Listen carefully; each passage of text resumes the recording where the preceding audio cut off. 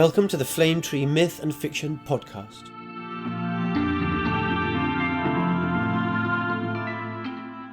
Hello, welcome back to the podcast. It's June, it's summer, it's mostly warm and sunny where we are, and we are excited to return for season 3. Somehow it has officially been a whole year since we launched the podcast last May, which feels a little bit crazy. Over the past year we have shared ghosts and monsters, strange futures, ancient magic, and all kinds of speculative worlds.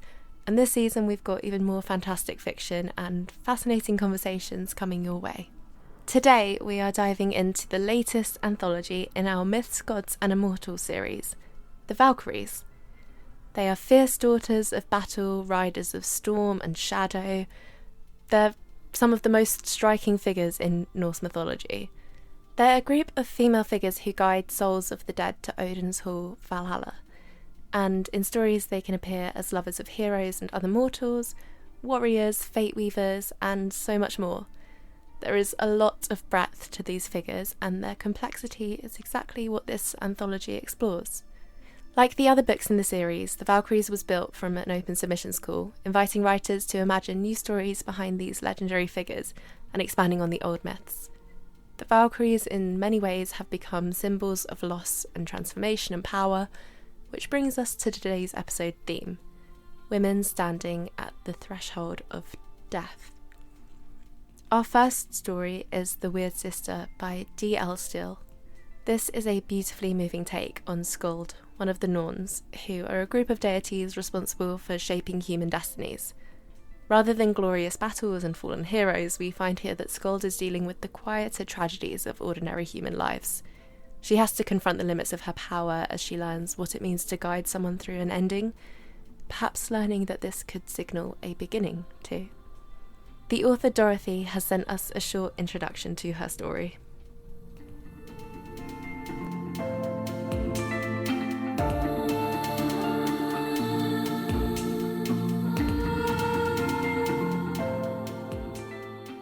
Hi, this is D.L. Stilley, author of The Weird Sister. I write speculative thriller and horror fiction, and you can find more of my work at dlstilley.com. I am so grateful to be included in Flame Tree Press's The Valkyries anthology, and I am so grateful that this story has found its home. This story is about Skuld, a Valkyrie who is also a Norn. The Norns in Norse mythology, like the Fates in Greek mythology, are three sisters with the power over fate and destiny. The idea of Skuld serving in these roles, both as a warrior and as a sage of destiny, was very interesting to me, especially as I thought about womanhood, the different aspects of womanhood, and the trichotomy of the maiden mother crone archetypes. And it was very interesting to me to come across a Valkyrie that had sort of a different role as well. In this story, Skuld has transitioned from her identity as a young, hungry warrior to someone more muted and melancholic. Her new role is to collect the fates of newborns.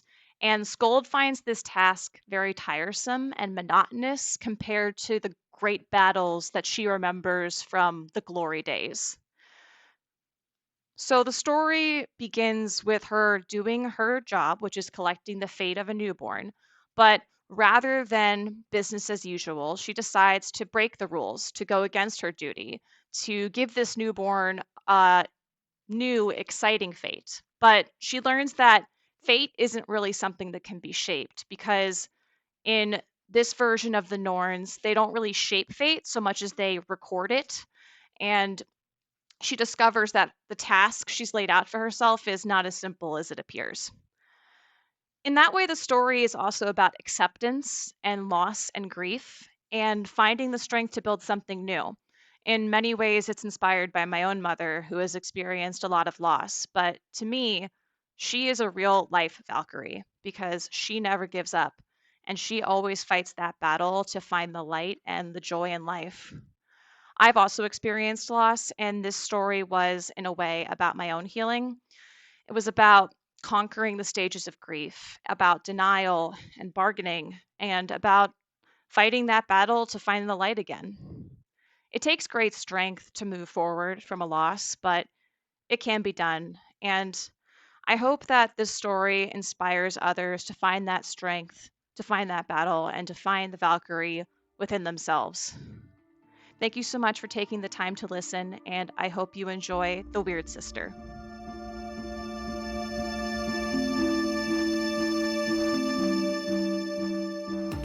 And now, here's The Weird Sister, read by Amanda Benzacree. The Weird Sister by D.L. Stiller. Every time a child is born, Skuld must go. It is not pleasant. It used to be. There was a time when the screaming, too small tangle of flesh and bone would become a great hero. It would enter the world with a golden thread glimmering in its tightly clenched fist. Skuld herself had been a great hero once. She still remembers those glorious flights, the azure glow of endless sky, the cheers of the worthy who followed. But much has changed since then. The old gods were gone. Skuld's sisters had called her home, and now, instead of leading lion-hearted warriors to Odin's sprawling hall, she must visit simple huts to see the newly born. And Skuld must go to them all, even the ones born with dull, unremarkable threads, even the ones who do not cry at all. It is a job her sisters cannot do, for they cannot cut across skies and worlds as Skuld can. Not any more, for even the immortal grow old and weak. When Skuld returns from her latest outing, she can see the signs of her sister's age. Verdondi's ghost-white hands tremble as she clutches a tablet of bone, and Erd struggles to thread the thin, taut twine through the tablet's holes. But still they sit under the ash tree, Yggdrasil, endlessly weaving. The tapestry of life is never finished. The twins look up at Skuld with heavy, vacant eyes, and give her no more than what they always do. Wordless acknowledgement in a cold, dark world. Months pass like minutes under the ancient tree. Years buzz and gather like flies over a rotting corpse. Overhead, the sky is a silent ocean of endless grey, punctuated by clouds that inch along like glaciers. Skuld lays flat on her back. The grass beneath is frozen and hard, poking her flesh like needles. Her eyes wander to Yggdrasil, to its bare bones and withered heart. When was the last time its trunk was full and plump? When was the last time verdant leaves enveloped its branches? When was the last time a hero was born?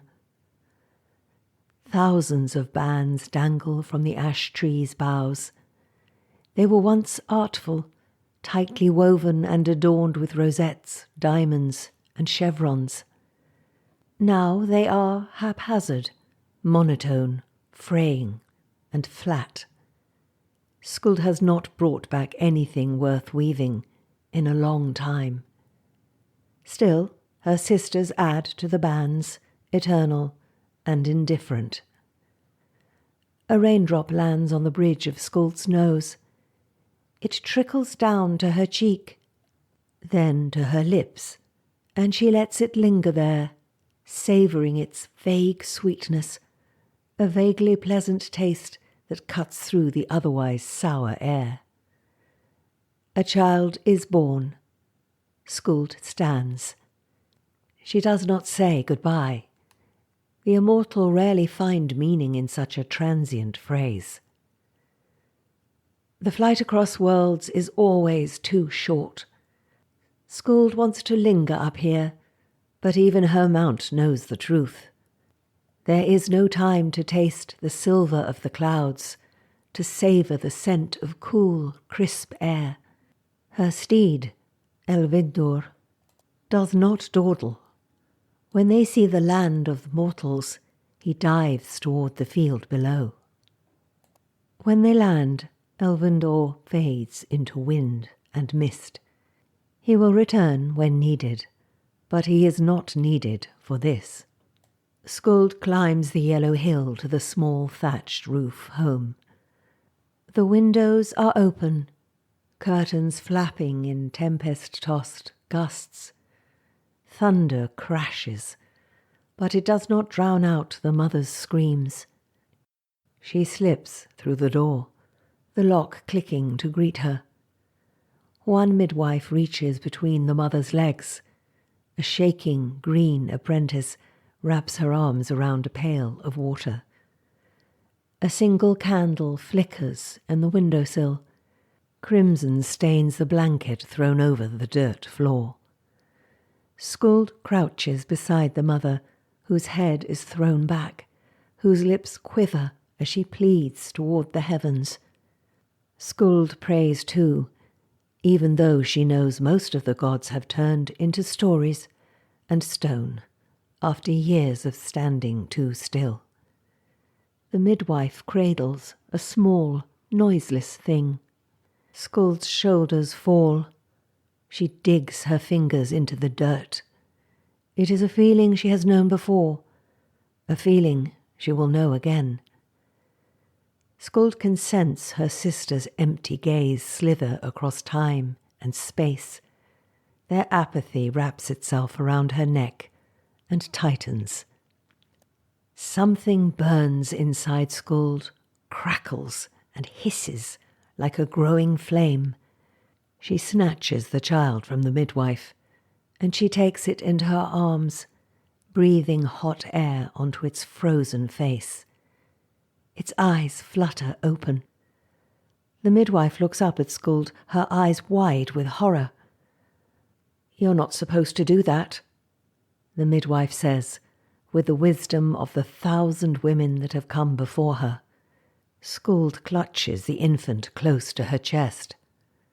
The candle goes out. The winds halt. The storm dies. "Goodbye," Skuld says, and she slips out the front door. She does not know if the child can survive the flight between worlds, so Skuld travels only across this one. She searches for warmth, for sunlight, for white sand beaches and sun-dappled meadows. She finds a hollow and hides there, in a wild paradise cradled by the towering strength of ancient blue mountains. Tall grass tickles the child, and it giggles. The birds chirp in reply. Skuld has never seen anything more beautiful than this plump bundle of skin and dreams. She has never seen anything so bright and full of promise. The child's bright eyes glitter and shine like flecks of gold in a riverbed. For a moment, Skuld forgets herself. She smiles back. She sips this moment slowly, the nectar sweeter than any she had ever tasted. Skuld wonders who this child will be. She pictures a seasoned warrior, broad-chested and proud.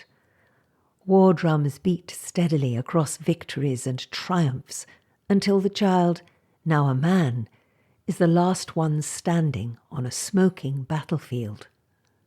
Skuld pulls a blade of grass from the earth, twisting it like twine.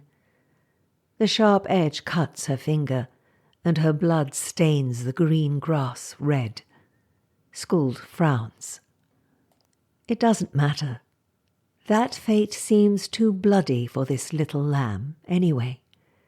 She imagines instead a warrior of words, a conqueror of the quill, whose voice carries across nations and centuries.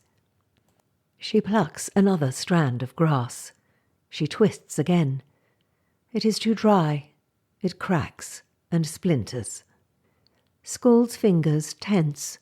Possibility splits and diverges from the child like Yggdrasil's branches. 1,000 futures, and none of them seem right, feel right. They all feel like a dream, some even a nightmare. The child croons. Skuld wonders if this child isn't meant to change the world. She wonders if it is not meant to climb mountains or traverse tumultuous seas. Maybe it is meant to make flower crowns out of dandelions and to sing solstice songs by a crackling hearth. But as she reaches for another blade of grass, a breeze tunnels through the valley. The grass shudders. The wind whispers the truth.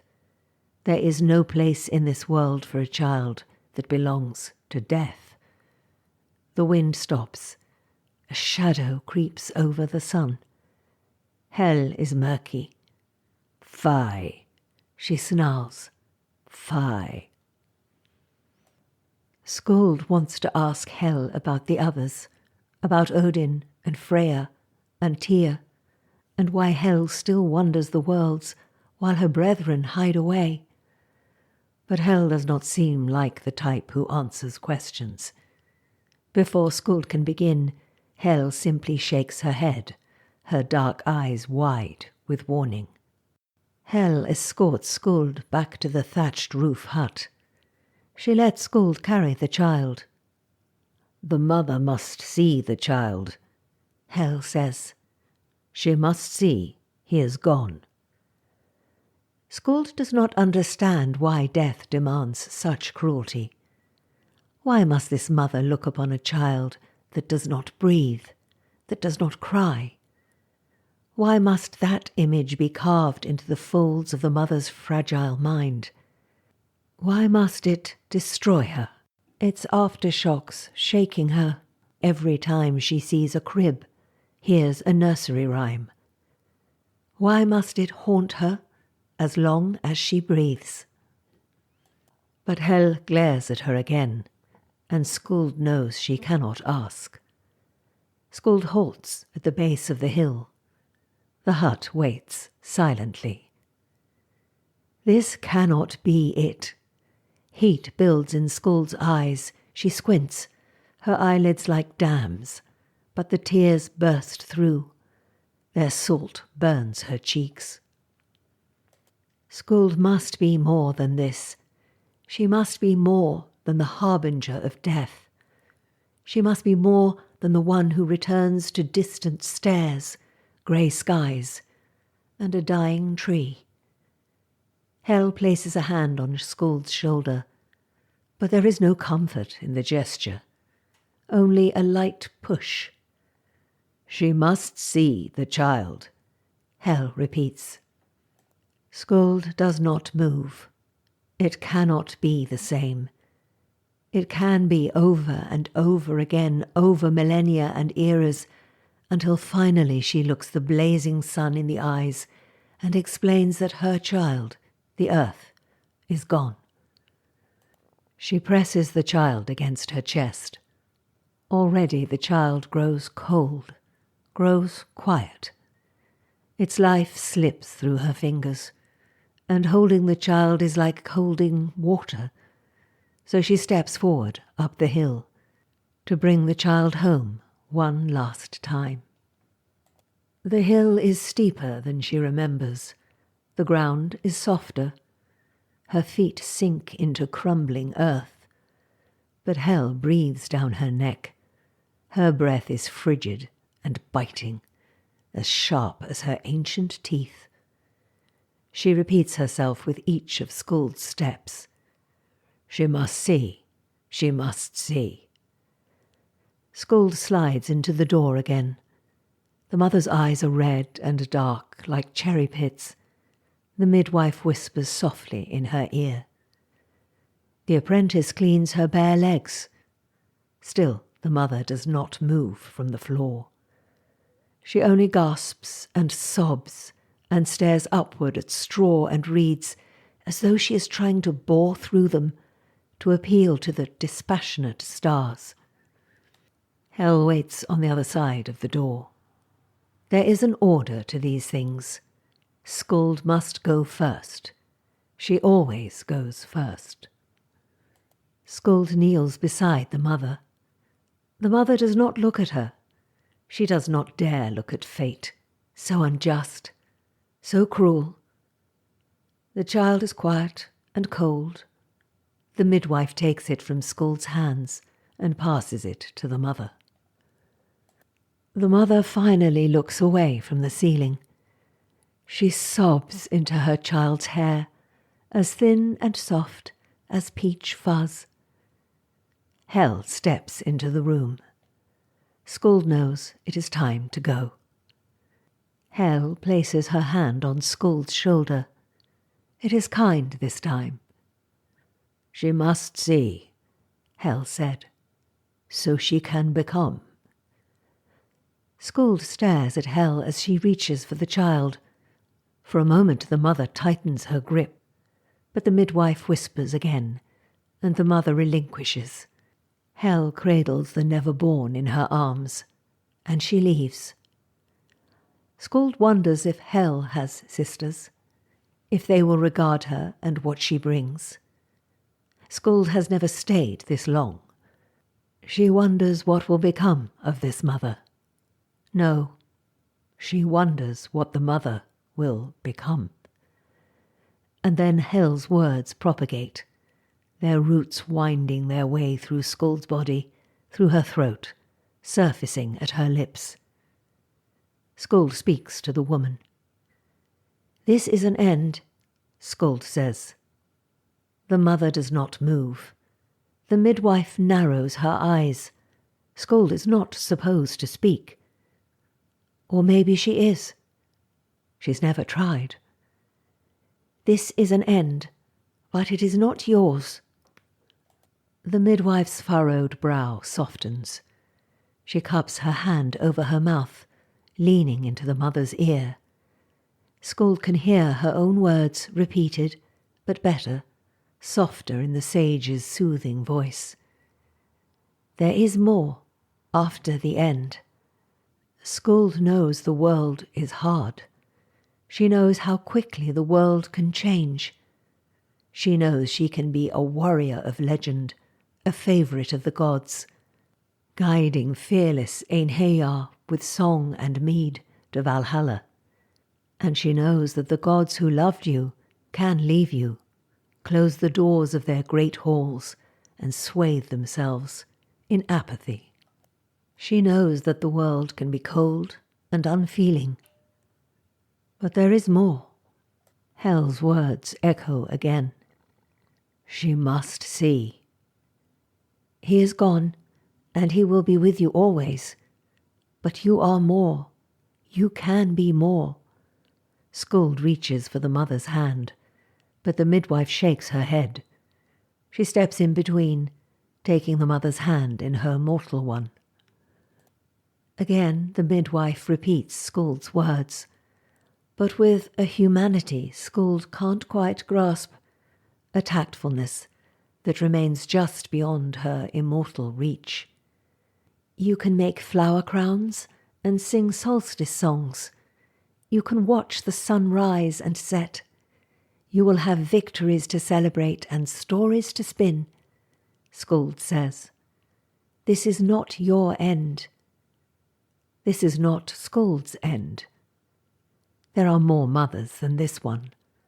More who need these words, who need to know that they are not broken, that they can fight great battles and write great poems. There are more women who need to know that they can become Valkyries. You can still become, Skuld says. The mother shifts. Her head turns, and she looks at Skuld. The mother's gaze is not empty. It is not indifferent. It is impossible. It is full. It is breaking. It is sad and enraged and hopeful all at once. A tangled meadow of wild flowers and weeds, overgrown and overrun. The mother clenches her fists and releases an agonized cry, one that shakes the earth and rattles the bones buried beneath. When the mother unfurls her fingers, something new is there, something Skuld has not seen. Skuld takes it. "You're not supposed to do that," the midwife says, but this time her voice quavers. She does not sound sure. "Actually, I think that I am," Skuld replies. She leaves, and she does not say goodbye, because this is not the end. The thread is cobalt blue, but in the light it is emerald green, and if she holds it close to her face, Skuld can see fibres of pearl and violet. It is complicated, but new, muddied, but iridescent. It is beautiful. When Skuld brings it to her sisters, Erd stands on wobbly legs and plucks an old band from the tree, one that had been long forgotten. Beneath it, Skuld sees a bud has sprouted, small and fledgling, but brimming with promise. The twins hold the new thread in their hands. Verdandi smiles. Erd laughs. There is brightness in their eyes. A new warmth overcomes the pallor in their faces. The twins begin to weave, and this time their hands do not tremble.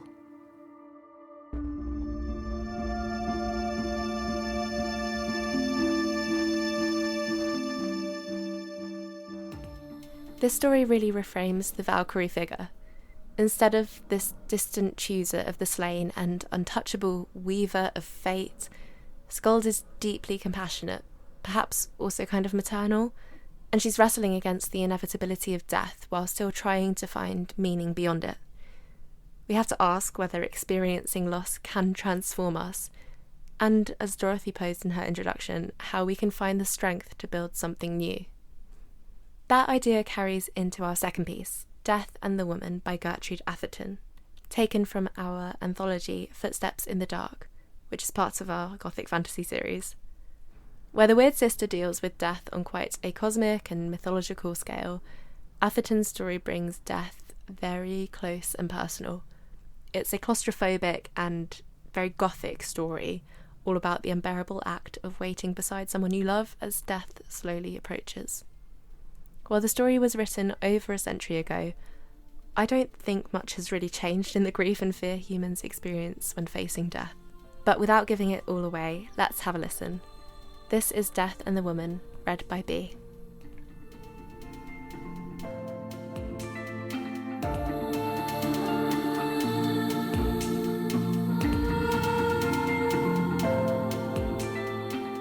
Death and the Woman by Gertrude Atherton.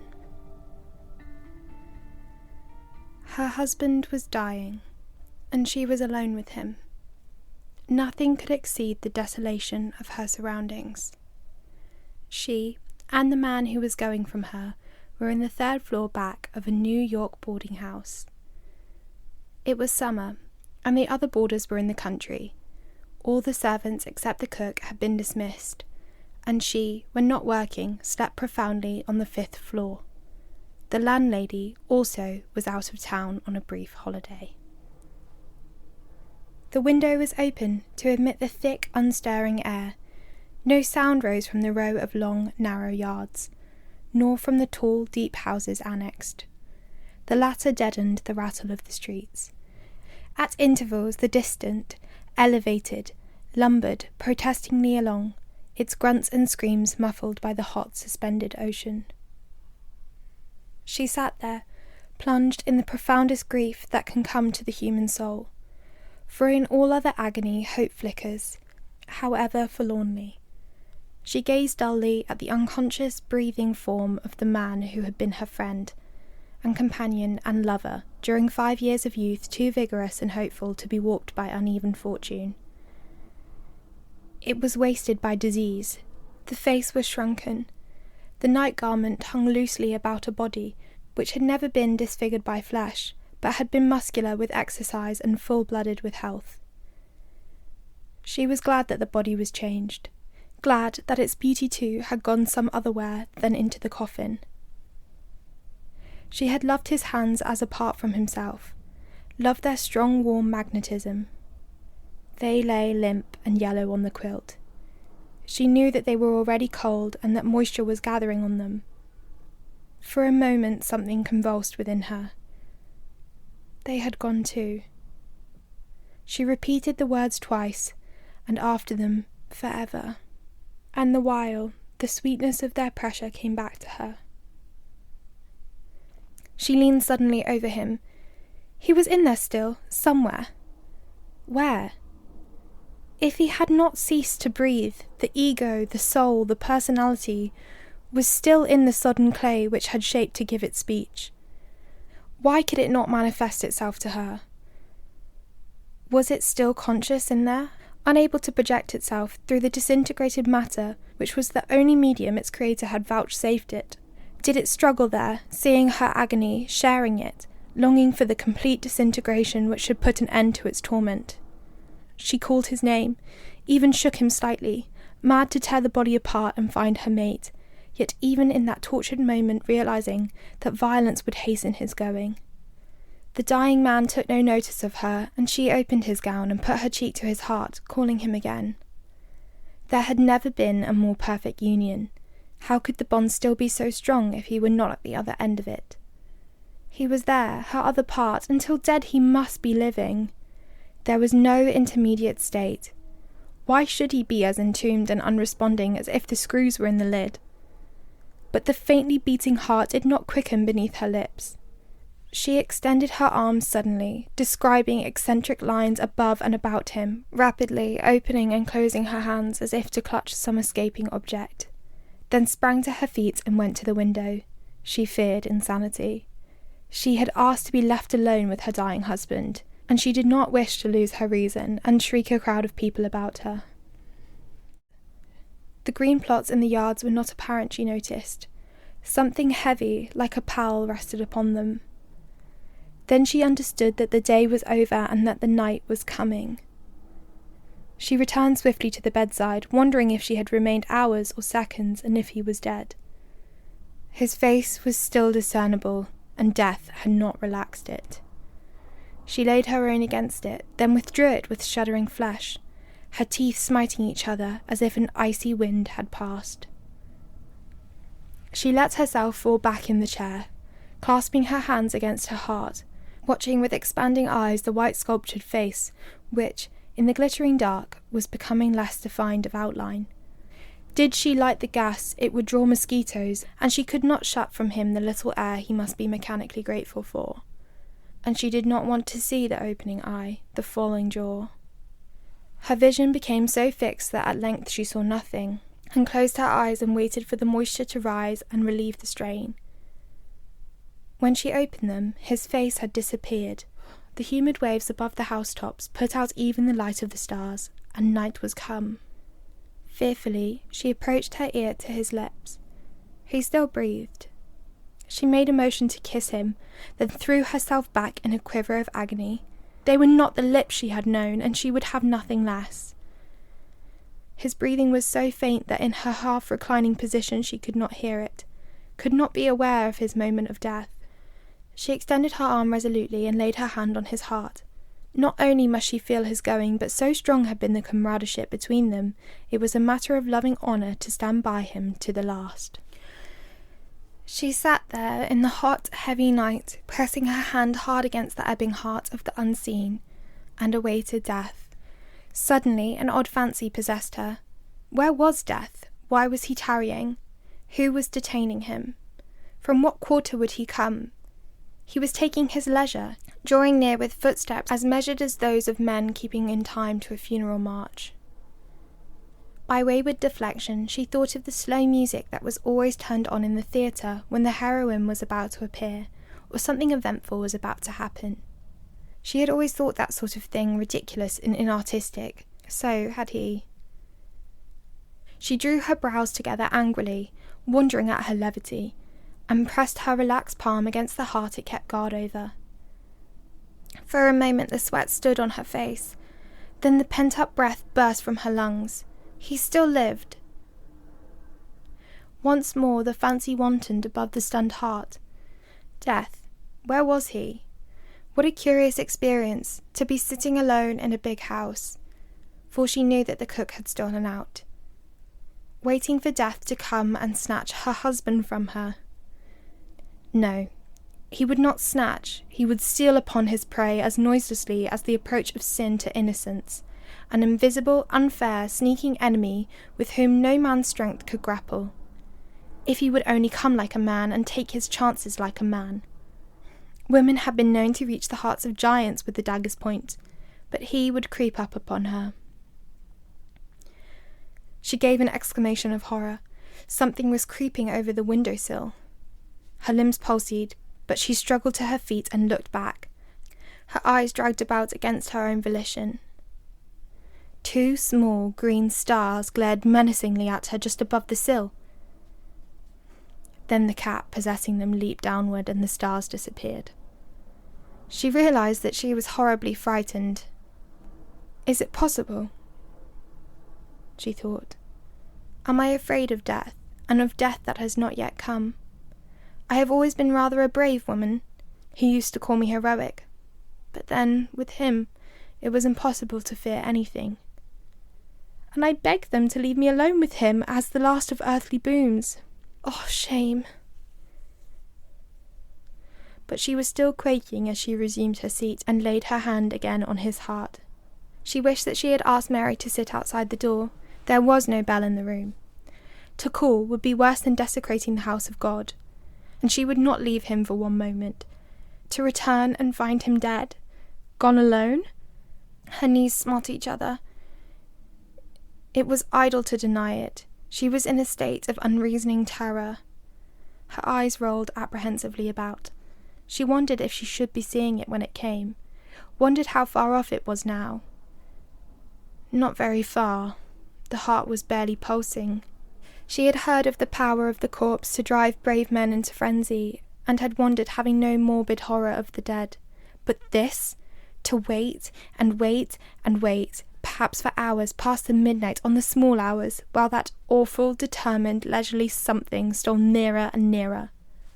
She bent to him who had been her protector with a spasm of anger. Where was the indomitable spirit that had held her all these years with such strong and loving clasp? How could he leave her? How could he desert her?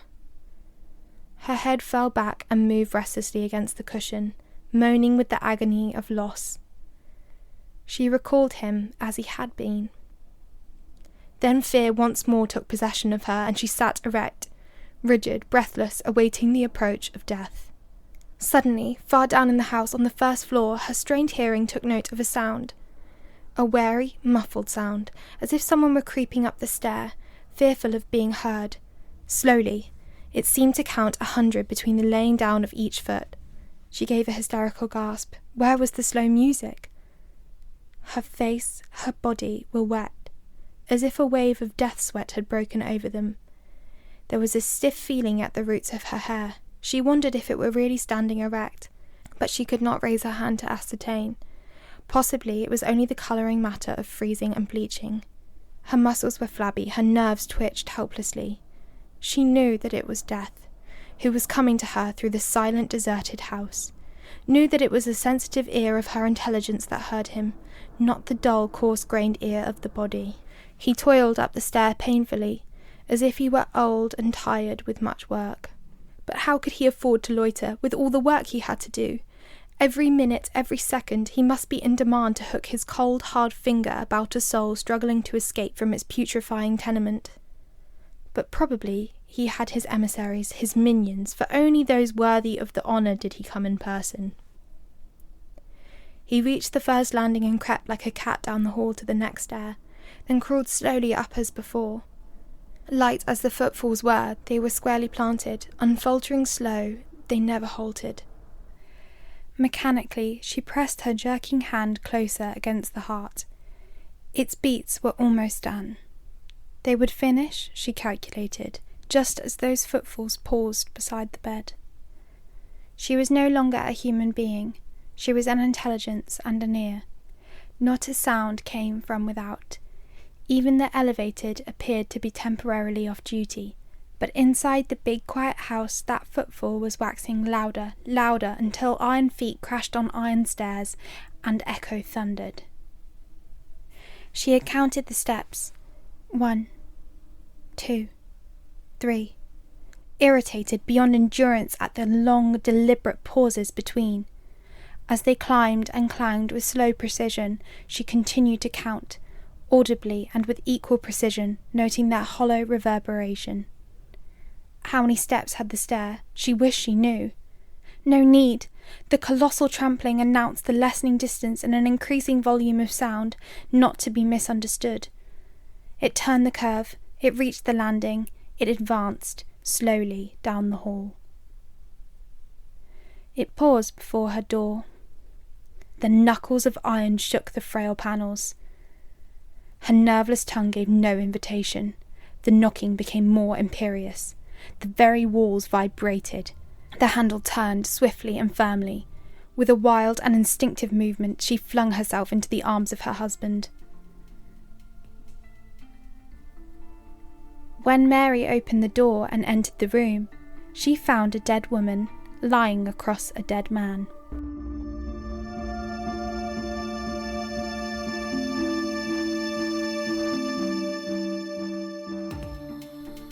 And that's all for today's episode. 2 stories linked by women confronting death and the pain of grief. I find it interesting that across both pieces, death becomes personified.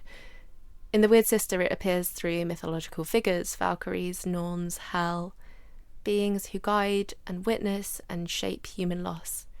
In Death and the Woman, death becomes a creeping presence moving slowly through the house, a physical entity which climbs the stairs step by dreadful step.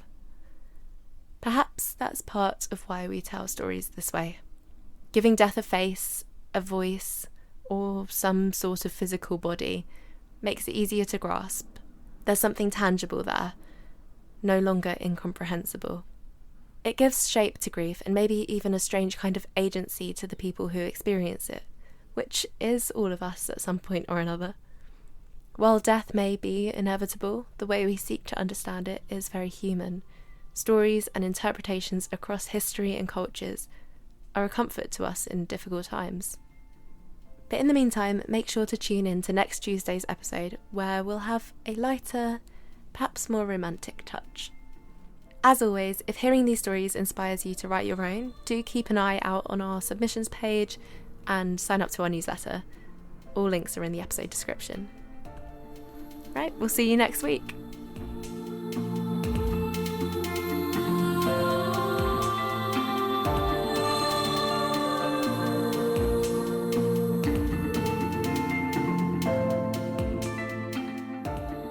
Thanks so much for listening. We really hope you enjoyed this episode of the Flame Tree Myth and Fiction podcast and look forward to the next episode.